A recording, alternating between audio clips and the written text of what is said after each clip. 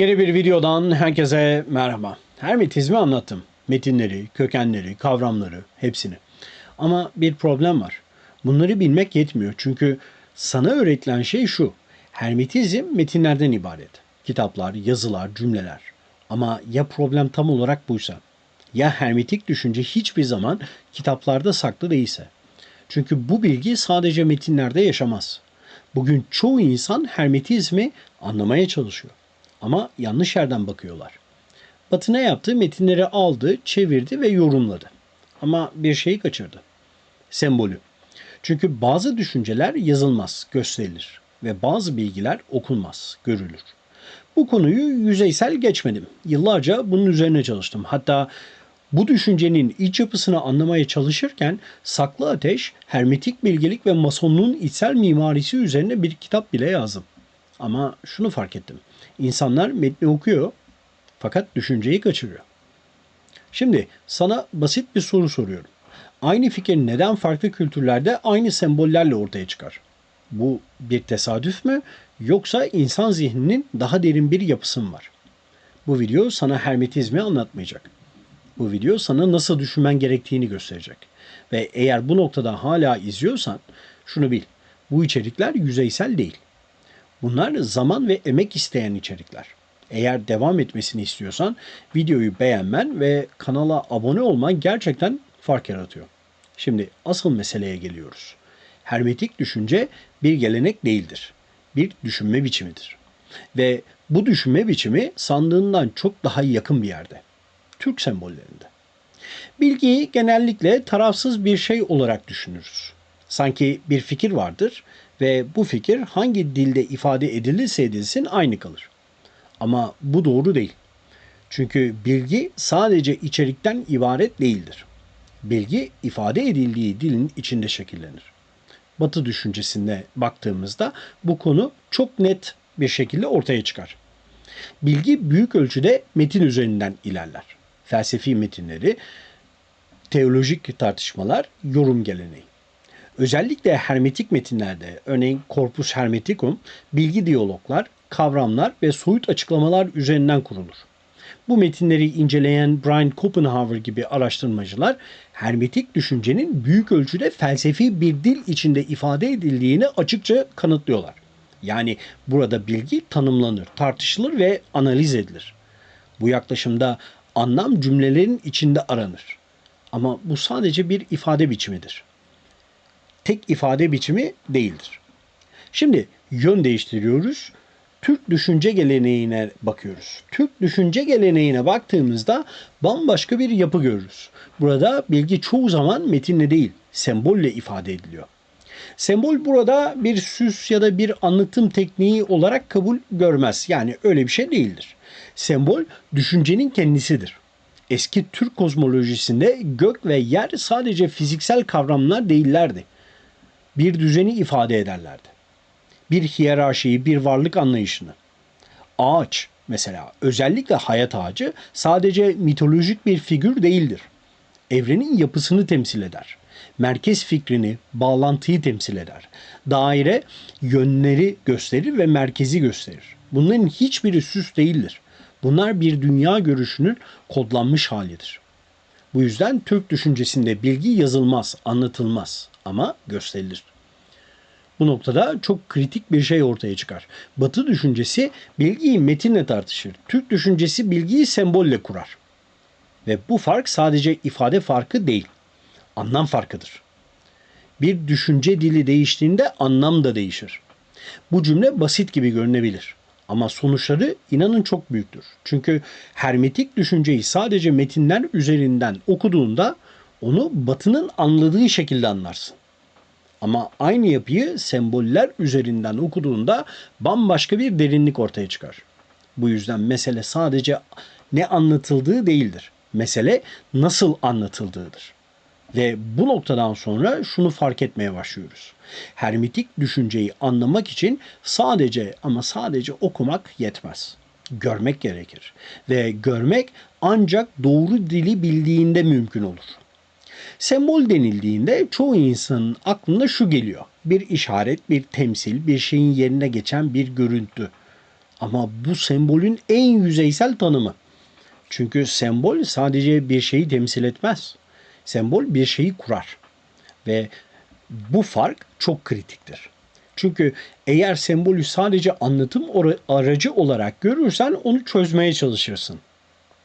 Ama eğer sembolün bir düşünme biçimi olduğunu anlarsan onun içinde düşünmeye başlarsın.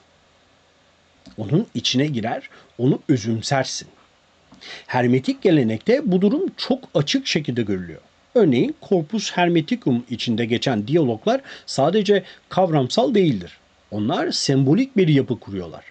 Yukarı ve aşağı sadece mekansal yönler değillerdir. Birlik sadece felsefi bir kavram değildir. Bunlar bir gerçeklik modelinin parçalarıdır. Bu yüzden Brian Schopenhauer hermetik metinlerin sadece felsefi değil aynı zamanda da kozmolojik bir yapı kurduğunu özellikle vurguluyor. Aynı şey yine Zümrüt tablet için de geçerli. As above so below ifadesi, yani yukarıda ne varsa aşağıda da o vardır ifadesi çoğu zaman bir söz gibi algılanır ama bu bir cümle değildir. Bu bir modeldir. Bir gerçeklik haritası. Yani sembol burada şunu yapıyor. Açıklamıyor, tarif etmiyor, gerçekliği kuruyor. Bu noktada sembolün 3 temel işlevi ortaya çıkıyor. Düşünme aracı birincisi. Yani sembol düşünmenin kendisini şekillendiriyor. Bir fikri sadece ifade etmez. Onu nasıl düşüneceğini belirler. İkincisi ise algı. Filtreleme, sembol, dünyayı nasıl gördüğünü değiştiriyor. Aynı gerçeklik farklı sembollerle tamamen farklı algılanır. Üçüncüsü ontolojik model. Sembol, gerçeklik nedir? Bu soruya cevap veriyor sembol. Yani sadece anlam üretmiyor. Varlık anlayışı üretiyor. Bu yüzden sembolü anlamak bir metni anlamaktan çok ama çok daha zordur. Çünkü metin sana anlatır ama sembol seni düşünmeye zorlar. Şimdi burayı Türk düşüncesine bağlayalım. Türk sembolik evrenine baktığımızda özellikle eski Türk kozmolojisinde ve sonrasında tasavvufi yorumlarda sembolün tam olarak ne işlevi gördüğünü görüyoruz. Bu konuda yapılan analizlerde özellikle Ekrem Demirli sembollerin sadece anlatım değil metafizik yapı kuran unsurlar olduğunu açıklıyor kendi kitabında. Örneğin gök, yer. Bu sadece fiziksel bir ayrım değildir. Bu varlık katmanlarının bir modelidir. Ağaç yani hayat ağacı bu sadece mitolojik bir figür değildir. Bu evrenin dikey yapısını kurar. Bağlantıyı, merkezi ve sürekliyi temsil eder. Merkez sadece bir nokta değildir. Bu varlığın referans noktasıdır. Bu semboller bir şeyi anlatmaz. Bir dünya kurarlar. Ve bu noktada çok önemli bir şey ortaya çıkıyor. Hermetik semboller ile Türk sembolleri arasında doğrudan bir aktarım yok. Ama bir yapı benzerliği var. Bazı iz düşümleri mevcut. İkisi de evreni katmanlı olarak düşünüyor. İnsanı bu yapının içinde konumlandırıyor. Bir merkez fikri kurar. Bu yüzden mesele şu değildir. Bu semboller nereden geldi? Mesele şudur. Bu semboller nasıl düşünür? Sembol anlatmaz, kurar. Bu cümle tüm videonun en kritik noktalarından biri. Çünkü artık şunu anlamaya başlıyoruz. Hermetik düşünceyi anlamak için metni çözmek yeterli değildir. Sembolün kurduğu dünyayı görmek gerekir. Ve bu noktadan sonra izleyiciyi için yeni bir kapı açılıyor. Yani sizler için. Artık semboller sadece bakılan şeyler değildir. Okunan şeylerdir. Şimdi kritik bir noktaya geliyoruz. Eğer sembol gerçekten bir düşünme biçimi ise o zaman her kültür dünyayı kendi sembolleriyle kurar. Ve Türk düşüncesine baktığımızda karşımıza çıkan şey dağınık bir mitoloji ya da parçalı bir inanç sistemi değil. Tutarlı bir sembolik evrendir. Bu evrenin merkezinde birkaç temel sembol vardır. Ve bu semboller sadece anlatmazlar. Gerçekliği kurarlar. İlk ayrım, ilk kurulum. Türk düşüncesinde en temel ayrım gök ve yerdir. Ama bu ayrım fiziksel değildir. Bu bir kozmoloji modelidir. Gök aşkın olanı, düzeni ve kaynağı temsil eder. Yer ise görünür olanı, değişimi ve çokluğu temsil eder. Bu yapı sadece yukarı ve aşağı değildir. Bu varlığın iki katmanlı okunmasıdır. Bu noktada hermetik düşünceyle bazı paralellikler kurmak mümkün hale geliyor. Çünkü corpus hermeticum içinde de evren yukarı aşağı, görünür ve görünmez şekilde katmanlı bir yapı olarak anlatılıyor. Ama burada önemli olan benzerlik değil, yapıdır. Türk düşüncesi de hermetik düşünce gibi gerçekliği katmanlı bir şekilde kurar. İkinci kritik sembol ise ağaç. Özellikle hayat ağacı dediğimiz yapı. Bu sembol sadece mitolojik bir figür değil. Bu evrenin modelidir. Ağaç kökleriyle yere bağlıdır. Gövdesiyle orta dünyayı temsil eder. Dallarıyla göğe uzanır. Ve yapı bize şunu söyler. Varlık parçalı değildir. Bağlantılıdır. Bu yüzden ağaç sadece bir sembol değildir. Bir eksendir. Bir aksis mundidir. Bu kavram farklı kültürlerde de karşımıza çıkar. Ama Türk düşüncesinde bu sembol özellikle merkez fikriyle birlikte çalışıyor. Merkez sabit olan referans noktası düzenin kaynağıdır. Bu noktada Ekrem Demirli'nin analizleri önemli bir şey gösterir. Tasavvufi düşüncede de merkez fikri varlığın anlaşılmasında temel rol oynar. Ama bu yapı daha önce sembolik olarak zaten vardır. Yani burada bir aktarım değil, bir süreklilik hissi ortaya çıkar.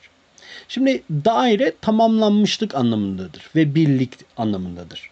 Üçüncü sembol olarak karşımıza çıkar. Daire Türk düşüncesinde başlangıcı olmayan, sonu olmayan, kendi içinde tamamlanan bir yapıyı temsil eder. Bu sadece geometrik bir şekil değildir. Bu kritik durumda şu ortaya çıkar. Birlik fikrinin görselleştirilmesidir bu. Hermetik düşüncede birlik kavramı teorik olarak anlatılır. Ama Türk sembolik dilinde bu fikir çizilir. Bu yüzden sembol burada daha doğrudandır. Yönler de aslında önemli bir rol oynar. Kozmik düzen son olarak yönleri bize verir. Doğu, batı, kuzey, güney. Bu sadece coğrafi yönler değildir. Bu bir düzen sistemidir. Türk düşüncesinde yönler ritmi, düzeni, evrensel uyumu temsil ediyorlar. Bu yapı evrenin rastgele olmadığını gösterir. Her şey belirli bir düzen içinde konumlanır ve insan bu düzenin içindedir. Bu sembollerin hiçbiri süs değildir, folklor değildir, basit bir inanç unsuru da değildir. Bunlar bir dünya kurarlar ve bu noktada en kritik cümleye geliyoruz. Bu semboller inanç olarak görülmezler. Bunlar ontolojidir. Yani bu semboller neye inanmalıyım sorusuna cevap vermez. Gerçeklik nedir sorusuna cevap verir. Ve bu yüzden Türk sembolik evreni sadece geçmişe ait bir kültürel yapı değildir. Bir düşünme biçimidir. Ve şimdi bu düşünme biçimini hermetik yapıyla yan yana koyduğumuzda çok daha derin bir şey ortaya çıkmaya başlıyor.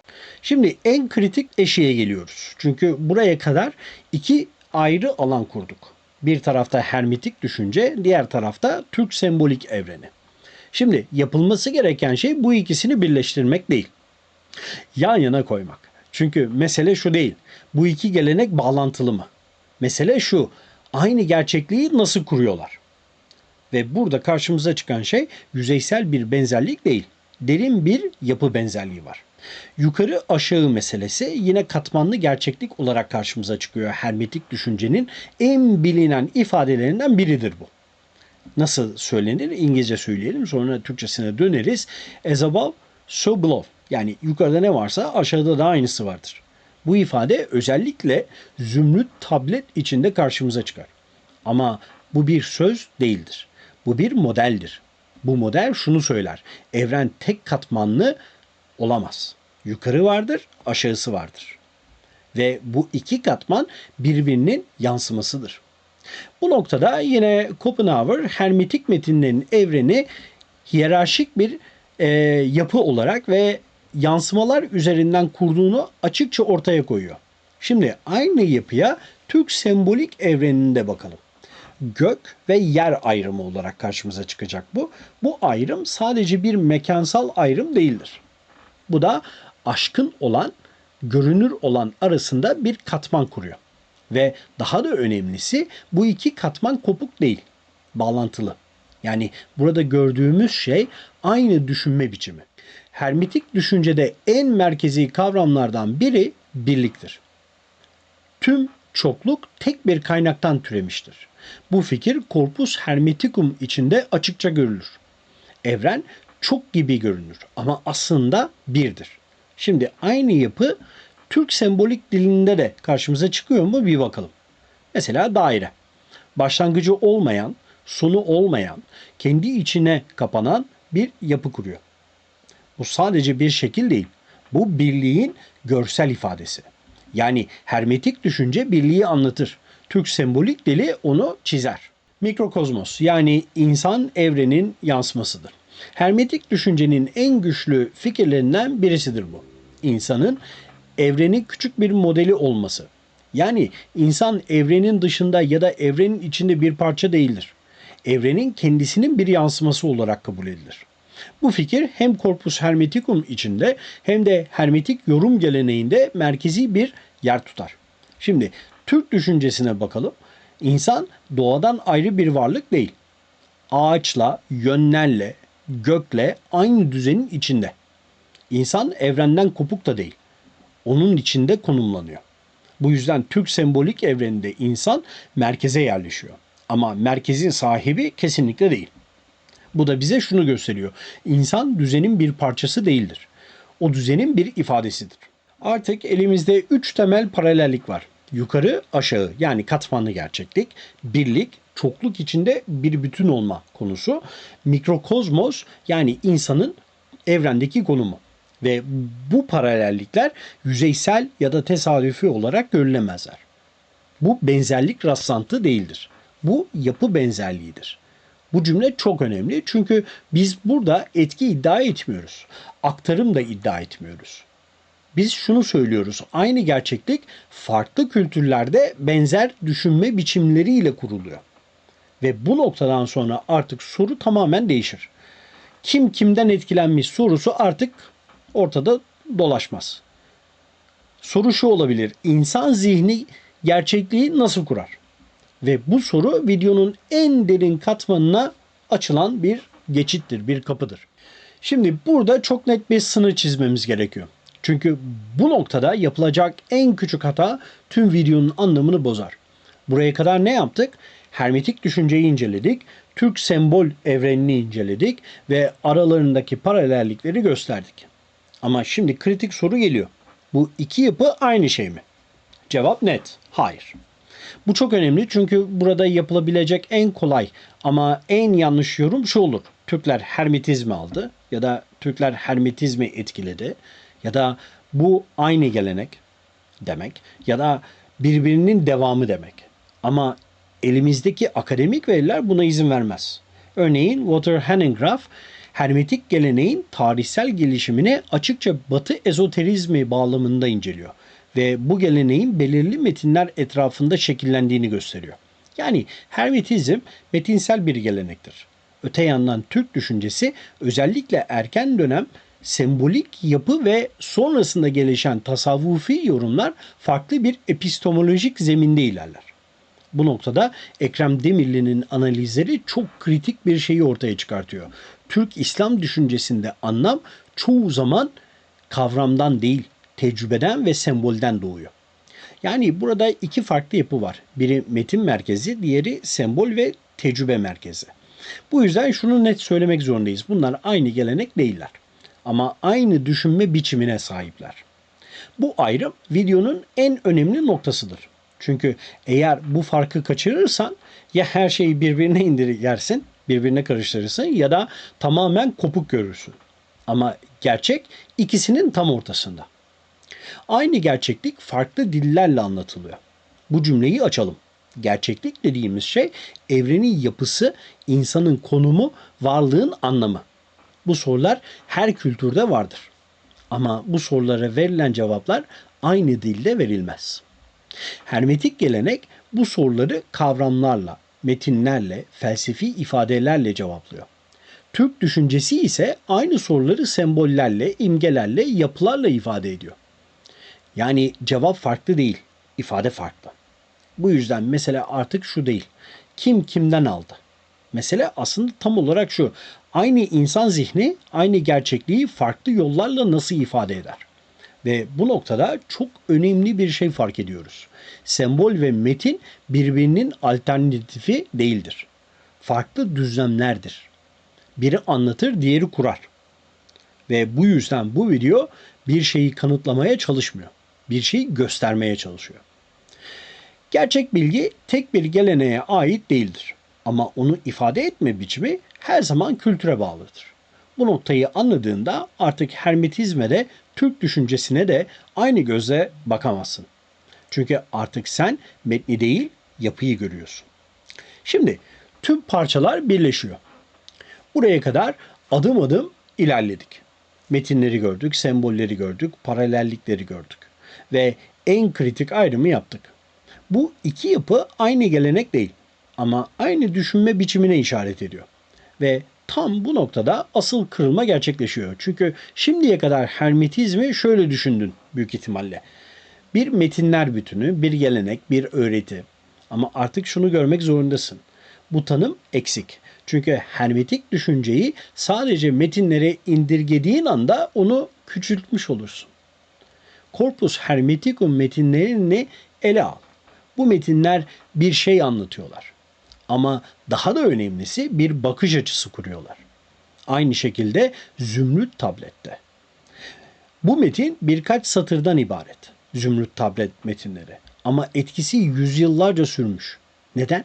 Çünkü bu metinler bilgi vermiyor. Bir çerçeve veriyor. Bu yüzden Brian Copenhaver hermetik geleneği sadece içerik olarak değil, bir düşünme biçimi olarak ele almanın daha doğru olduğunu vurguluyor. Ve şimdi bunu Türk sembolik evreniyle birlikte düşündüğümüzde çok daha net bir şey ortaya çıkıyor.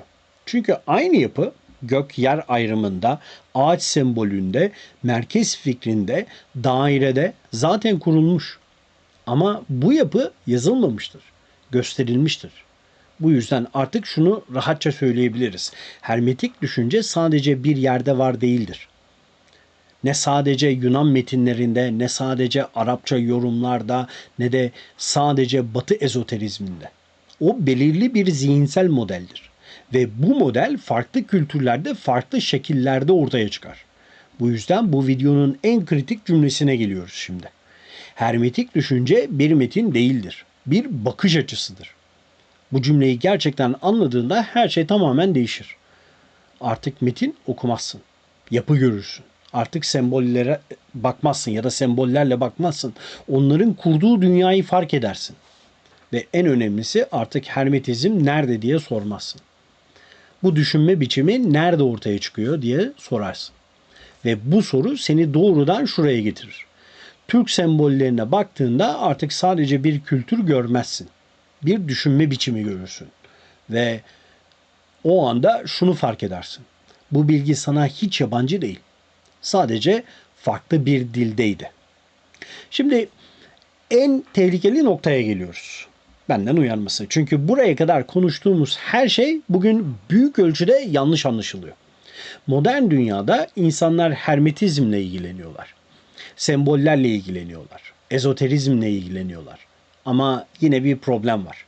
Bu bilgi derinleşmiyor, yüzeyde kalıyor. Bugün hermetik düşünce denildiğinde çoğu insanın aklına ne geliyor? Çekim yasası, enerji, pozitif düşünce. Ama bu hermetik geleneğin çok çok çok indirgenmiş hali. Bu çok yüzeysel. Bu çok bağnaz, çok yoz.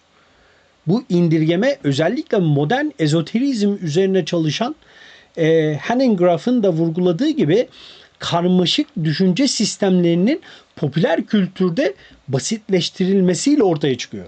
Yozlaşmış hali yani. Yani burada olan şey şu, derin bir düşünce yapısı. Kısa sloganlara indirgeniyor. Bu kadar derin bir bilgelik yozlaşmış bir sığlığa indirgeniyor. Ve aynı şey semboller için de geçerli. Bugün insanlar sembolleri görüyorlar ama onları okumuyorlar. Ağaç görüyorlar ama ekseni görmüyorlar. Daire görüyorlar ama birliği görmüyorlar. Gök ve yer görüyorlar ama katmanlı gerçekliği anlayamıyorlar. Çünkü bilmiyorlar. Sembol görsel bir objeye dönüşüyor. Anlam kayboluyor. Bu yüzden modern insanın problemi bilgi eksikliği değil, derinlik eksikliği. Çünkü kimse kendisi okumak için bir çaba sarf etmiyor. Kulaktan dolma bilgilerle ilerliyorlar. Ve anlamlarda kayma oluyor. Anlam kayması, anlam bozulması oluyor ve terimler içinde yozlaşmaya sebep oluyor. Derinlik eksikliği çok önemli. Çünkü sembolü anlamak bilgiyle olmaz. Hızla olmaz, yüzeysel bakışla da olmaz. Sembol sabır ister, dikkat ister ve en önemlisi doğru bakış açısı ister. Ama modern dünya bunu tam tersine teşvik ediyor. Hızlı tüketim, kısa içerik, basit açıklamalar. Bu kadar kolay değil bunları anlamak. Bu yüzden hermetik düşünce bugün hala konuşuluyor. Ama maalesef anlaşılamıyor. Hermetizmi sadece enerji ve pozitif düşünce üzerinden açıklayamayız. Bugün insanlar sembolü görüyorlar ama anlamıyorlar. Bu cümle bir eleştiri değil. Aslında bu bir tespit. Çünkü sembolü görmek çok kolaydır. Ama onun kurduğu dünyayı görmek işte orası biraz zordur. Ve bu yüzden çoğu insan sembollerle karşılaşır. Ama onlarla düşünemezler. Bu noktada şunu fark etmek çok önemli.